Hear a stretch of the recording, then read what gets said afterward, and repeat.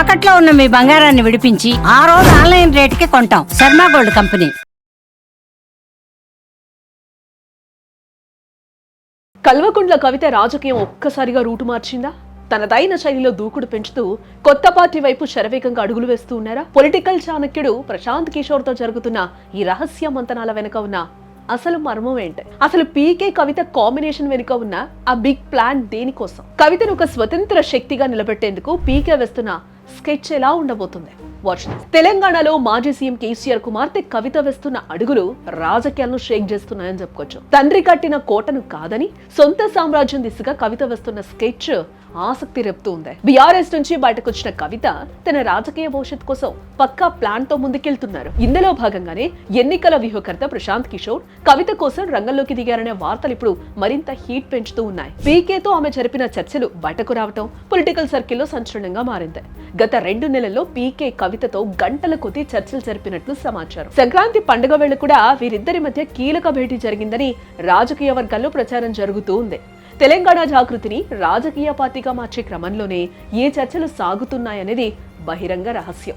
అయితే కేవలం పార్టీని ప్రకటించడమే కాదు, ఆ పార్టీ ఎజెండాను కూడా పీకే మార్క్ స్ట్రాటజీతో సిద్ధం చేస్తున్నట్లుగా తెలుస్తుంది. ఇప్పుడు మునిపెన్నడూ లేని విధంగా కవిత తన ప్రసంగాల్లో సామాజిక న్యాయం మరియు నిరంకుశత్వానికి వ్యతిరేక పోరాటం అనే పదాలను వాడుతూ వస్తున్నారు. ఇదే పూర్తిగా ప్రశాంత్ కిషోర్ డైరెక్షన్ లో జరుగుతున్న గేమ్ ప్లాన్ అనే చర్చ కూడా నడుస్తూ ఉంది. మరోవైపు పీకే సూచనలతోనే ఆమె తన నివాసంలో ఒక వార్ రూమ్ ను కూడా ఏర్పాటు చేసినట్లు గుసగుసలు వినిపిస్తున్నాయి.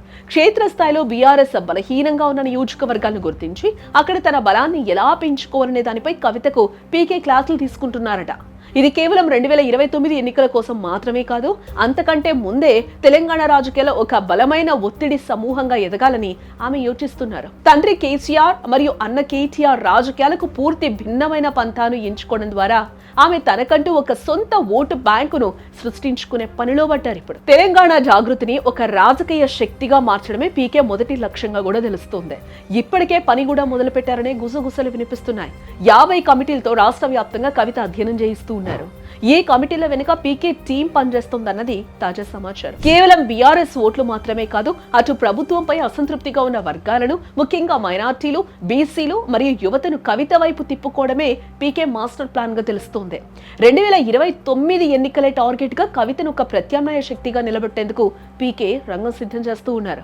గతంలో జగన్ ను, అంతకు ముందు కేసీఆర్ ను గట్టెక్కించిన పీకే ఇప్పుడు కవితను ఏ మేరకు సక్సెస్ చేస్తారో కూడా చూడాల్సిన అంశం. ముఖ్యంగా జనవరి 25 నుంచి కవిత చేపట్టబోయే జనం బాట కార్యక్రమం ఆమె రాజకీయ భవిష్యత్తుకు ఒక అగ్ని పరీక్ష లాంటిదే. పీకే వ్యూహం ఫలిస్తే తెలంగాణలో మరో కొత్త రాజకీయ శకం మొదలవడం మాత్రం ఖాయం. కానీ సొంత పార్టీ నుంచి ఎదురయ్యే సవాళ్లను కవిత ఎలా ఎదుర్కొంటారు? పీకే మంత్రం కవితను పీఠంపై కూర్చోబెడుతుందా అని చూడాలి.